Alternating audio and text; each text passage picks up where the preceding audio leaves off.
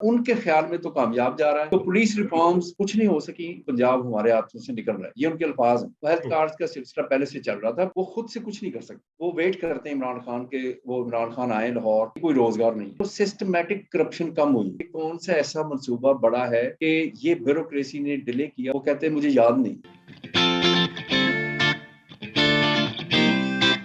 जी अस्सलाम वालेकुम। आज एक बार फिर मेरे वालेकुम साथ सलाम। मौजूद हैं मेरे दोस्त, मेरे सीनियर जनाब अहमद वलीद साहब। वलीद साहब से आज गुफ्तगू करेंगे बुज़दार हुकूमत के 3 साल पे। पाकिस्तान में 2018 के इंतखाबात को 3 साल मुकम्मल हो चुके हैं और मरकजी हुकूमत के साथ साथ सूबाई हुकूमतें भी अपने 3 साल मुकम्मल कर चुकी हैं।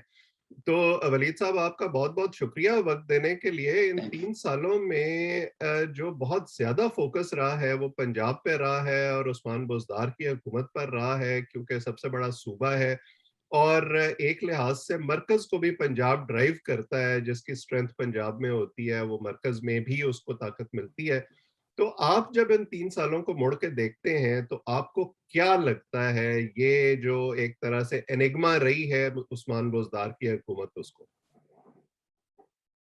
देखें, thank you very much. Imran Khan का आपको पता है कि सबसे बड़ा जो टारगेट था, तनकीद का निशाना बनती थी, वो पंजाब हुकूमत थी। हुँ, जिसके बारे में वो कहते थे कि ये सड़कों के ऊपर पैसा लगाते हैं, सड़कों से तरक्की नहीं होती, अवाम के ऊपर पैसा लगाएँ। देखें थाना कल्चर इन्होंने क्या हशर कर दिया।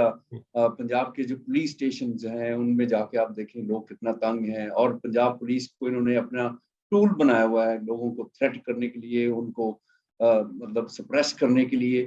तो ये थे वो नारे जो कि पंजाब, जब वो लाहौर में जलसे करते थे, तो दूसरा होता था कि उनको कि लाहौर में सारे पैसे जो है खर्च किए जा रहे हैं और पंजाब के बाकी इलाकों में कुछ तरक्की नहीं हो रही। कोई तालीम के ऊपर पैसा नहीं लग रहा, कोई अस्पतालों के ऊपर पैसा नहीं लग रहा। तो ये वो चीज़ें थी जब वो अपोज़िशन में थे। हुँ, जो ही इक़्तिदार में आए, तो उसके बाद उन्होंने एक ऐसा वज़ीर आला चुना जिसको उन्होंने समझा कि वो रिमोटली इस्लामाबाद से उसको चलाएँगे, हुँ, और अपना जो उनका विज़न है, उसके ऊपर वो अमल दरामद करेंगे। और सबसे पहले उन्होंने जो दुरानी थे, नासिर दुरानी, उनको केपी से यानी रिटायर हो चुके थे, लेकिन उन्होंने पंजाब में लगाया कि हमने हुँ, पुलिस रिफ़ॉर्म्स करनी है। तो बिल्कुल। पुलिस रिफ़ॉर्म्स कुछ नहीं हो सकी। पुलिस रिफ़ॉर्म्स में हुआ ये कि नासिर दुरानी जो हैं, वो बहुत एग्रेसिव थे, वो करना चाहते थे कुछ, लेकिन एकदम से इमरान खान ने जब वो नीचे से चेंजेस शुरू की, पुलिस की जो हायरार्की है, उसमें बड़ी रेवोल्यूशनरी तब्दीलियाँ और बार-बार तब्दीलियाँ की, और आए दिन पूरी ब्यूरोक्रेसी को रीशफ़ल किया। तो उससे तंग आकर उन्होंने इस्तीफ़ा दे दिया कि मैं ये हुँ, इस्लाहात जो हैं, वो नहीं कर सकता। और तो मेरा सबसे ख़्याल है कोई पहला जो 6 धचका महीने लगा, से भी कम वो सर्वाइव कर सके पंजाब में। बिल्कुल, बिल्कुल। और सबसे पहला धचका जो है वो इमरान खान हुकूमत को पंजाब में उसका लगा कि हुँ, नासिर दुरानी जो है उन्होंने इस्तीफ़ा दे दिया। अब आप देखें कि उसके बाद डे 1 से उस्मान बुज़दार जो है एक अननोन शख्स थे, और सारी दुनिया को पता था कि इनको उन्होंने वज़ीर आला इसीलिए लगाया ताकि वो खुद से पंजाब के सारे अफ़ेयर्स चला सके। लेकिन वो एक्सपीरियंस जो है उनके ख़्याल में तो कामयाब जा रहा है, लेकिन हुँ, अवाम से बात करें या पार्टी के, इनकी पार्टी के किसी बंदे से बात करें, तो वो ये कहते हैं कि हमारा एक्सपीरियंस अच्छा नहीं है।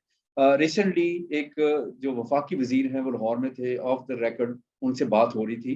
हुँ, तो उनसे जब पूछा हमने कि ये आप समझते हैं कि पंजाब क्योंकि बड़ा सूबा है, इसमें आप इलेक्शन जीतते हैं, तो उसके बाद आप वफ़ाक में हुकूमत बनाते हैं, हुँ, और पंजाब ही मुस्लिम लीग नवाज़ का गढ़ है, और स्ट्रॉन्ग होल्ड के ऊपर आपने बहुत अटैक्स किए, और यहाँ पर अगर आपने शहबाज शरीफ से बढ़कर परफ़ॉर्मेंस ना दी, तो आपको बड़े लॉस होगा आपका। हुँ। वोट बैंक जो है वो मुतासिर होगा।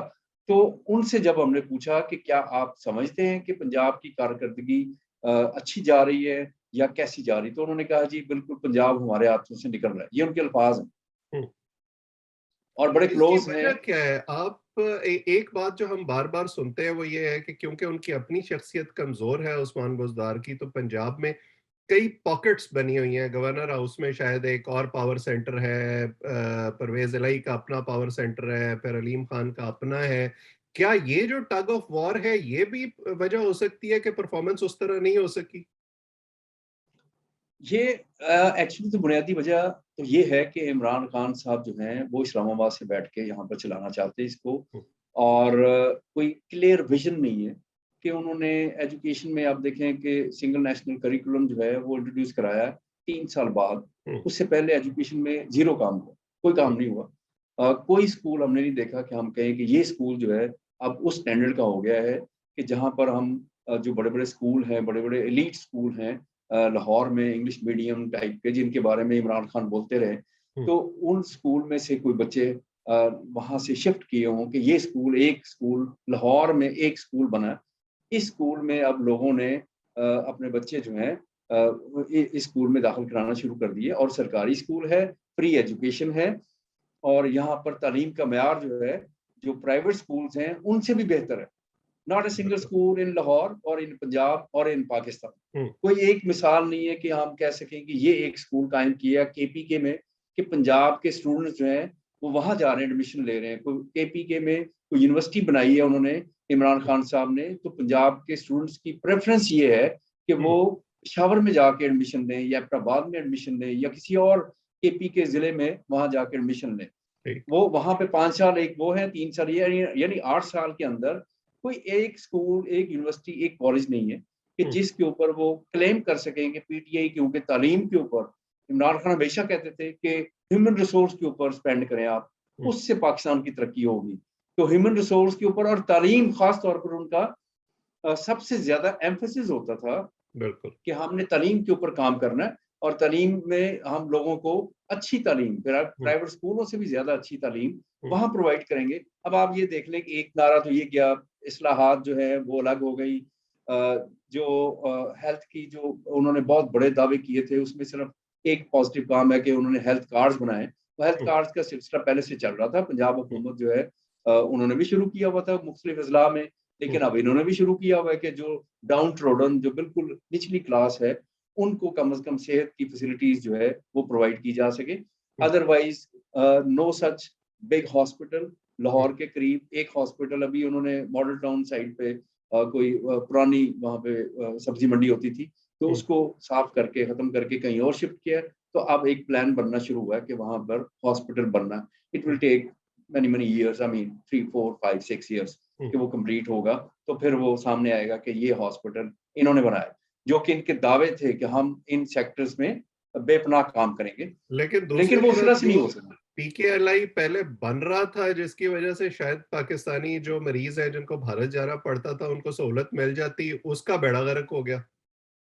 बिल्कुल, पीकेएलआई जो है, मेरा ख्याल है कि जो हमने जो अपनी रिपोर्टिंग में हेल्थ या एजुकेशन या मुख्तलिफ बीट्स की हैं, पॉलिटिकल भी, तो लेकिन पीकेएलआई एक ऐसा हॉस्पिटल था कि जिस बंदे ने उसको देखा और जो उसका सिस्टम डॉक्टर अख्तर सईद जो है उन्होंने बनाया, वो मेरा ख्याल है पाकिस्तान में एक पहली मिसाल होनी थी कि पब्लिक सेक्टर में एक ऐसा हॉस्पिटल जिसको प्राइवेट फंडिंग भी होनी थी। कुछ लोग अमेरिका से थे, डॉक्टर्स वगैरह, वो उसको सपोर्ट कर रहे थे कि उनका ये क्लेम था कि आप पंजाब हुकूमत हमें एक जगह दे और हॉस्पिटल बिल्ड कर दे, उसको ऑपरेट हम खुद ही करेंगे, और वो इंटरनेशनल स्टैंडर्ड की ट्रांसप्लांटेशन होगी, यानी ट्रांसप्लांट होंगे, ट्रांसप्लांट, किडनी ट्रांसप्लांट, वो यानी कि पाकिस्तान का पहला हॉस्पिटल होना था जहाँ पे ये काम होना था, और उसके अलावा दीगर जो ट्रीटमेंट्स होनी थी डिजीजेस की। तो वो मेरा ख्याल है कि बड़े स्टैंडर्ड का हॉस्पिटल था, जिन्होंने इन्होंने अपने उसको पूरा के पूरा कहा कि नहीं ये तो पंजाब हुकूमत इसको टेक ओवर करेगी,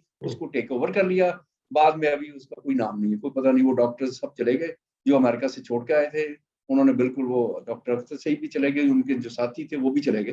तो यानी जो एक हॉस्पिटल जो बन रहा था वो कोई यानी किसी पार्टी के लिए तो नहीं बन रहा था ना, यानी वो अवाम के लिए बन रहा था। तो अवाम जो है उनको उनसे महरूम कर दिया।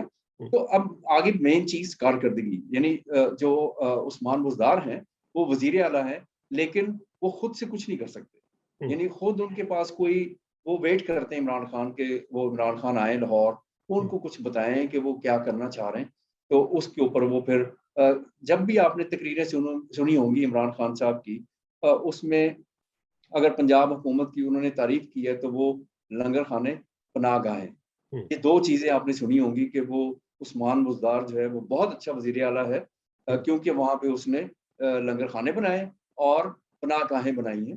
और ये जो हमने उनकी सुना है कारकर्दगी। लंगर खानों और पनाह गाहों के हवाले से, जो थोड़ी बहुत इंडिपेंडेंट रिपोर्टिंग हुई है, वो ये है कि ये वो जो फलाही इदारे या शख्सियात इस तरह का काम कर रही थी, उसको एक तरह से हुकूमत की तहवील में ले लिया गया है और एक पब्लिक प्राइवेट पार्टनरशिप के तहत चल रहे हैं। इसमें कुछ सदाकत है? जी बिल्कुल, प्राइवेट पार्टनरशिप के साथ ही चल रहे हैं। एक कराची का एक इदारा है, फलाही इदारा, हम्म, वही ज़्यादातर जो इस तरह के लंगर खाने हैं उनको ऑपरेट कर रहा है, वहाँ पे खुराक मुहैया करता है, खाना मुहैया करता है और खाना मिल रहा है। खाना तो आप देखें, इस तरह के 500 और खोल दें तो वहाँ पे अगर हम्म, सरकार साथ मिलके और कोई प्राइवेट इस तरह के लोग, तो वो खाना तो मिल जाएगा, वहाँ भी मिल हम्म, ये काम तो जो है ये तो बिल्कुल एक नॉमिनल सा काम है। लोग अपने लोग क्या चाहते थे? लोग एक्सपेक्ट कर रहे थे कि इमरान खान की हुकूमत आएगी, पीटीआई की हुकूमत बनेगी तो वो क्या रेवोल्यूशन लेके आएगी। सबसे बड़ा मसला जो था वो रोज़गार था, जो हम्म, कि इन्होंने दावा किया कि हम जी बाहर से मुल्कों से लोग आएँगे यहाँ रोज़गार लेने। हम्म, तो यहाँ पाकिस्तान के जो लोग हैं, यंग लोग, आप देखें जाके ज़रा मार्केट में, जो ग्रेजुएट कर रहे हैं, जो एमए, एमएससीज़ कर रहे हैं, उनके लिए कोई रोज़गार नहीं है। सबसे बड़ा मसला ये था। दूसरा मसला था तालीम का। एक बहुत बड़ा चंक जो है, कोई भी मिडिल क्लास के लोग हैं, लोअर मिडिल क्लास हैं, गरीब लोग हैं, अगर वो प्राइवेट स्कूलों में अपने बच्चों को पढ़ा रहे हैं, तो सैलरी का एक बड़ा चंक जो है, हम्म, वो उनकी फीसों में चला जाता है और अखराजात ट्रांसपोर्ट के, उनको लाना ले जाना, यानी ये सारे मसले मसाइल और किताबों का खर्चा, ये सारा कुछ होता है, तो वो प्राइवेट स्कूलों को अभी भी प्रेफ़र कर रहे हैं। मुझे अभी तक कोई नहीं ऐसा शख्स मिला, जो ये कहे कि उसके बच्चे जो है पहले वो प्राइवेट स्कूलों में पढ़ रहे थे, हम्म, अच्छे स्कूलों में, तो अब वो सरकारी स्कूलों में पढ़ रहे हैं। हम्म, यानी ये जो सिंगल करिकुलम है, इसमें भी कोई आप देखेंगे इसकी डिटेल्स, हम नेक्स्ट अगर कोई प्रोग्राम हम रखेंगे तो उसको ज़रा बिट बाय बिट डिस्कस करेंगे हम्म, कि उस सिंगल करिकुलम में क्या रेवोल्यूशन आ रहा है, वो क्या चीज़ें पढ़ाई जा रही है, जो कि पाकिस्तान में बच्चे जो हैं वो बड़े क्रिएटिव हो जाएँगे उससे, हम्म, और क्या उनमें क्रिएटिव थिंकिंग जो है, ये सिलेबस जो है उनकी उभार सकता है या उनको प्रमोट कर सकता है। बिल्कुल। वो चीज़ें हम करेंगे डिस्कस इसको। लेकिन मेन चीज़ ये है कि लोगों को जो बुनियादी उनको चीज़ें चाहिए थी, रोज़गार है और मेन चीज़ें कि हॉस्पिटल्स और एजुकेशन, ये 2-3 चीज़ें, और ख़ास तौर पर पुलिस रिफ़ॉर्म्स। हम्म, अभी भी आप किसी पुलिस स्टेशन में चले जाएँ, वही पुलिस है, वही ट्रेंड्स हैं उनके, वो जो उनके स्टाइल है, आपको पता है कि किसी भी थाने में पंजाब में आप जाएँ, तो वहाँ पे क्या उनकी कोशिश होती है, किस तरह की पुलिस है, उनकी ट्रेनिंग क्या है, उनकी एजुकेशन क्या है। तो उसी तरह से कोई एक पुलिस स्टेशन ऐसा नहीं बना कि जिसको हम कह सकें कि ये पुलिस स्टेशन जो है इस हुकूमत के दौरान बना है, और वो पुलिस स्टेशन आइडियल एक मॉडल टाइप का पुलिस स्टेशन है, जहाँ आप जाएँ तो आपको हर किस्म की फैसिलिटीज़ वहाँ मिलती हैं, ये जो एंटरटेन किया जाता है। ये जो पुलिस रिफॉर्म्स हैं या इसी के साथ रेवेन्यू है और दूसरे महकमे हैं, इनके रिफॉर्म्स का बहुत बड़ा ताल्लुक उस नारे से था जो इमरान खान साहब लगाया करते थे कि हम करप्शन को कम करेंगे। तो आपको लगता है कि उसमें कोई कमी आई है, कोई लोगों में ये तासुर बेहतर हुआ है कि पंजाब में करप्शन कम हुई है? देखिए, एक तो ये कि आप पिछले कुछ सालों से, पिछले 10-15 सालों में अगर आप करप्शन को कंपैरिज़न करें उस टाइम से और अब के टाइम तक, हुँ, तो कुछ तो सिस्टमैटिक करप्शन कम हुई है। हुँ, वो कैसे कम हुई है? मसलन शनाख्ती कार्ड हम बनवाने के लिए जाते थे, तो वहाँ एजेंट्स को पैसे देना पड़ते थे कि जी हमारा शनाख्ती कार्ड टाइम पे बन जाए। हुँ, ठीक है? अब वो सेंटर्स पहले से ही बन चुके हैं, उनको एक्सपेंड किया गया है, ऑब्वियसली मुख्तलिफ जगहों पे वो और नए सेंटर्स भी बन गए जहाँ आप जाएँ, एग्ज़ेक्टिव सेंटर्स भी हैं नादरा के, वहाँ आप जाएँ, अब आपको शनाख्ती कार्ड जो है वो किसी को पैसे नहीं देना पड़ते, आप टोकन लें वहाँ बैठे, तो ये सिस्टम पहले से इम्प्रूव हो चुका है, इसका मतलब है कि कुछ करप्शन यहाँ कम हुई। इसी हुँ, तरह पासपोर्ट का सिस्टम जो है वो इम्प्रूव हुआ, वो हुँ, पहले से ही हो चुका था। उसमें भी आप जाएँ और अब आपको किसी को पैसे देने की ज़रूरत नहीं है। आप जाएँगे, टोकन मिलेगा, आपने वेट करना है और वो सारा कुछ स्कैन होना है उधर और आपका पासपोर्ट बन जाएगा। ये 1-2 चीज़ें ऐसी हैं, और दूसरा ये कि एक काम हो रहा था रेवेन्यू डिपार्टमेंट में, हुँ, जिसमें ये था, एक तो ज़मीनों के इंतकाल और जी, फ़र्द के निकलवाना और इस तरह का काम जो था वो पहले से कंप्यूटराइज़ होता जा रहा था। हुँ, यानी कि तस्वीरों की जो शर्त है वो पहले से लग चुकी थी हुँ, कि अब आपने अगर प्लॉट अपना खरीदा है, तो अगर आप कोई बेचना चाह रहे हैं तो दूसरी पार्टी वहाँ पे मौजूद होना लाज़मी है हुँ, और दोनों की तस्वीरें उसके ऊपर लगेंगी। तो इसका मतलब चांसेज़ ऑफ करप्शन जो है और कब्ज़ा ग्रुप जो है वो कम हो गया। ठीक, तो ये तो सिस्टमैटिकली चीज़ें चल रही थी। हुँ, लेकिन कोई ऐसा बहुत बड़ा सॉरी, बहुत बड़ा कोई प्लान इनका सामने नहीं आया, जिससे हम कहें कि करप्शन जो है वो कम हो गई। यानी अब अगर वापडा में करप्शन है, अगर सुई गैस में करप्शन है, अगर पुलिस स्टेशन में करप्शन है, वो तो उसी तरह से चल रही है। हम्म। वापडा में अच्छा। अभी भी आपने मीटर लगवाना है, जी। तो उसी तरह से पैसे मांगेंगे। इवन आप कहीं भी रह रहे हैं, तो ये तो कॉन्सेप्ट ही नहीं है कि आपका मीटर जो है बड़े अप्लाई करेंगे, वो खुद आपके पास आएंगे, 8 दिन बाद आपका मीटर लगा देंगे, ये नहीं है। हम्म। अच्छा, जो अभी भी गवर्नेंस का आपको मॉडल है पंजाब में, उस्मान बुज़दार साहब तो अपनी जगह मौजूद हैं, लेकिन उनके नीचे आईजी और चीफ सेक्रेटरी और मुतलका महकमों के जो सेक्रेटरी हैं, वो पै दर पै चेंज होते रहे हैं। शायद किसी और सूबे में इतनी ज़्यादा तब्दीलियाँ नहीं आई। तो उसकी वजह क्या है और क्या उसका भी इफ़ेक्ट हुआ है इस परफ़ॉर्मेंस पर? बहुत ज़्यादा इम्पैक्ट हुआ है ब्यूरोक्रेसी का। आपको मैं बताता चलूँ कि जहांगीर तरीन मेरा ख़्याल है कि पीटीआई के पहले लीडर थे, जिन्होंने पहले 6 महीने के अंदर ही टीवी के ऊपर बैठकर हुँ, वहाँ पे कहा कि ये जो ब्यूरोक्रेटिक रीशफ़ल्स हैं, आईआरओज़, उनको नैब में बुलाया जाता है, एफआईए में बुलाया जाता है और उनको तब्दील कर दिया जाता है।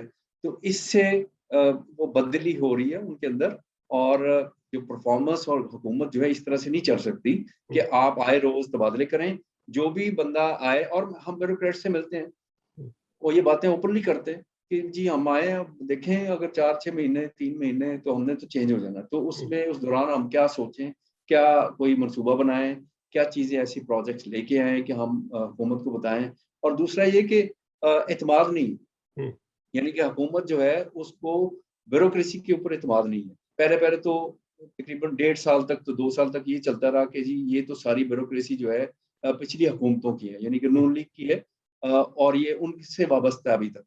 इसलिए ये तो हमारा काम ही नहीं करती। हम जो मंसूबे लाते हैं वो ये काम पूरा नहीं करते। जब एक सवाल किया गया इनके एक वज़ीर से कि आप बताएँ कि कौन-सा ऐसा मंसूबा बड़ा है जिसको आप समझते हैं कि ये ब्यूरोक्रेसी ने डिले किया, वरना ये मंसूबा आपकी पार्टी का फ्लैगशिप प्रोग्राम होना था। हुँ, वो कहते हैं मुझे याद नहीं।